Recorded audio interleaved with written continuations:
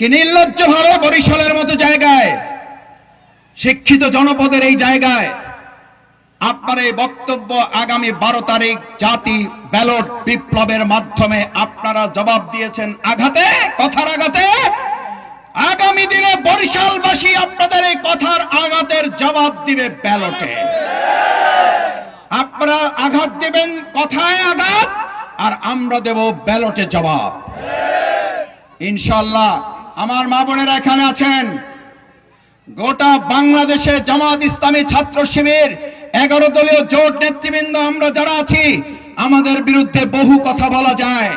যেদিন এই কথা তারা হ্যাক করেছে, এই অপপ্রচারের অসভ্য কথা তারা প্রচার করেছে, ওই দিনেই তাদের এক কর্মীর হাতে এক নারী ব্যবসায়ীকে হত্যা করা হয়েছে, এক ছাত্রদল কর্মী আর এক 7ম শ্রেণীর ছাত্রকে শিরোধানি করে ধর্ষণ করে তার ইজ্জত লুণ্ঠন করে গ্রেফতার করে জেলখানায় গিয়েছে। আমাদের বিরুদ্ধে বলছে কথা, আর আল্লাহ তাদেরকে কাজ দিয়ে প্রমাণ করাইয়া দেখাইছে তোরা হইল এর আসল বাস্তবায়নকারী। আমাদের মা বোনদেরকে এক্স হ্যাক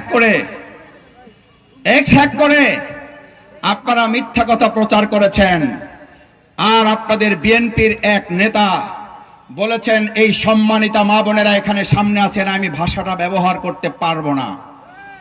এই মা বোনেরা নাকি যদি ইসলামের কাজে, দাঁড়িপাল্লার কাজে, মানবতার কাজে, স্বাধীনতা সার্বভৌমত্বের প্রচারের কাজে, আমাদের মা বোনদের ইজ্জত আবরু লুণ্ঠনের বিরুদ্ধে যদি তারা দাঁড়ায়, তারা যদি মাঠে নামে, তাহলে নাকি তাদের কিছু একটা তারা খুলে নিয়ে যাবে।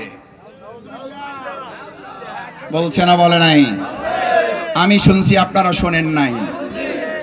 আপনারা যদি তা খুলে নেওয়ার কোন দুঃসাহস দেখান, কাশিপাড়াবাসীর কাছে জানতে চাই, মা বোনদেরকে সামনে রেখে 2 হাত তুলে দেখান, আগামী দিনে কোন অপপ্রচার চক্রান্ত মা বোনদের নিয়ে করা হলে আবু সাইদ